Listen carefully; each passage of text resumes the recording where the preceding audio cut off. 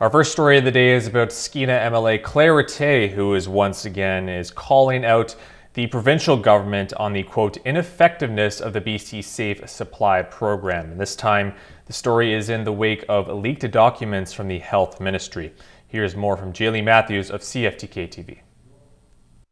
Documents leaked last week from the Ministry of Health, but confirmed to be real by Health Minister Josie Osborne, detail that a significant portion of the opioids being freely prescribed by doctors and pharmacists are not being consumed by their intended recipients.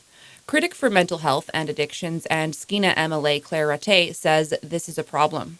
The government doesn't seem to be willing to take responsibility for the fact that a lot of the safe supply has been diverted to criminals. It's been diverted to children. There's been a lot of issues around that, and the government has not really owned up for it, I should say, rather. And so I'm looking forward to when we're actually sitting to be able to try and hold them to account on that and get some answers. Rattee is also calling for a change in the way overdose deaths are being reported. The BC coroner's report had come out recently, and it showed that there was a bit of a decline in overdose deaths, which I was really happy to see.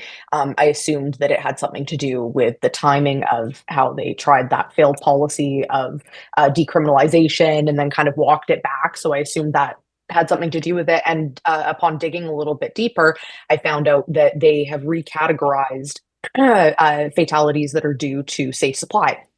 So those aren't categorized as an unregulated drug death anymore. They're calculated as a prescription drug death, and that is not something that is publicly available information. So I'm trying to dig into that right now to figure out why those statistics were skewed in that way, just to see if that does have any bearing on the overall numbers. CFTK-TV did reach out to MLA Amna Shah, Parliamentary Secretary for Mental Health and Addictions, for comment, but did not hear back before deadline. In my opinion, if somebody's overdosing on safe supply or street supply, it shouldn't really matter. At the end of the day, drugs are drugs. I don't like the term toxic drug supply because all drugs are toxic. And so I don't think that there should be distinction between the two. I think regardless, that is an overdose death. So I would like to see that get investigated properly and make sure that those statistics are being reported accurately. For CFTK TV News in Terrace, I'm Jaylene Matthews.